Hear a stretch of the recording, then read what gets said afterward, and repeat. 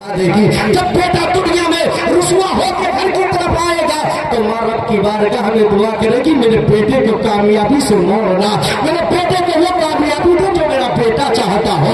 और माँ की दुआ बारगाह रब की बारगाह में कबूल होती है। आपने वाकया तो सुना होगा, बाबा फरीदुद्दीन गंज शकर रहमतुल्लाह अलैह एक वो बुजुर्ग गुजरे हैं, कसम खुदा की जब ये गलियों से निकलते तो लोग इनके चेहरे को देखकर इनके करीब आ जाया करते थे।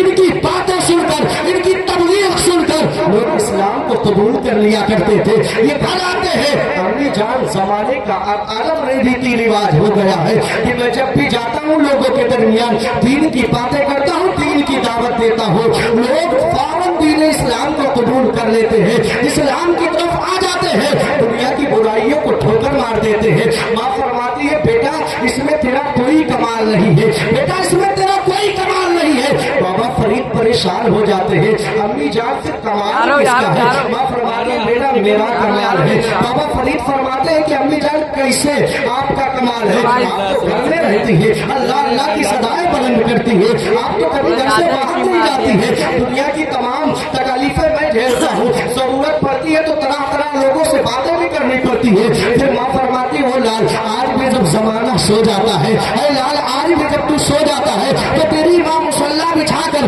तेरे हक में दुआएं करती है, और जब सुबह सवेरे तू घर से बाहर निकलता है तो तेरी माँ तेरे हक में दुआएं करती है और कहती है, अल्लाह मेरे बेटे को सूरज की तरह चमका दे, कयामत तक मेरे बेटे का जिक्र जमाने में बाकी रहे। तेरी माँ की दुआओं की बरकत है कि आज जमाना तेरा कदम छू जमाना दूर से नारे रिसालत फैज़ाने औलिया किराम उलमाए अहले सुन्नत, जमाना तेरा कदम चूम रहा है।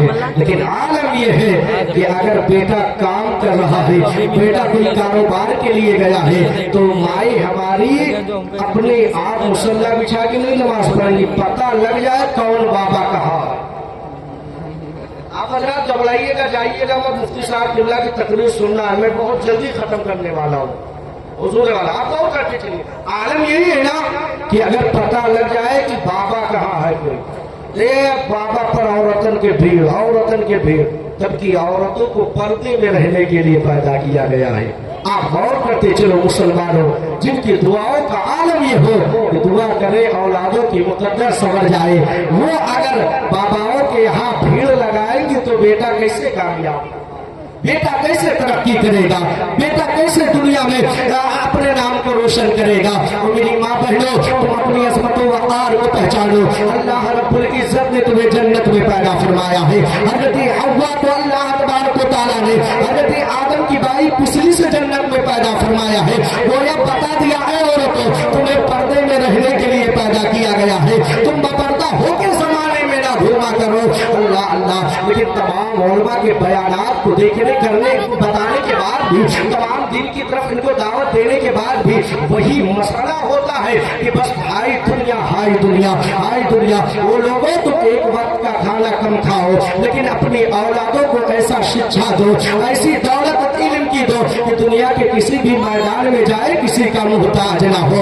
आज का आलम में हो चुका है कि अल्लाह ने हमें और आपको दौलत से नवाज दिया है। आज जो चाहते हैं खाते हैं, जो चाहते हैं पहनते हैं, जो चीज चाहते हैं दुनिया में हासिल कर लेते हैं। उसके बावजूद भी हमारे अंदर कलम की ताकत हमारे हाथों में नहीं बची है। हम आज अगर देखा जाए तो आज बैंकों में देखा जाता है लाइन लगाए हुए है, फार्म भर दीजिए। आज देखा जाता है कि अगर एटीएम मशीन के पास जाया जाए तो वहां भी देखा जाता है, अगर स्टेशनों पर जाया जाए तो वहां भी देखा जा रहा है। वो मुसलमानों, अल्लाह रब्बुल इज़्ज़त ने सबसे पहली आयत जो नाज़िल फरमाया है, इक़रा कि ऐ महबूब पढ़ो, लोगों को पढ़ने का हुक्म दो।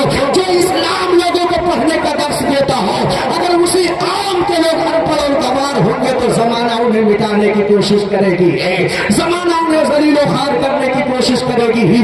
वरना हमारा आलम यह था कि जब भी जमाना हम पर हावी होने की कोशिश करता था तो हम मैदान में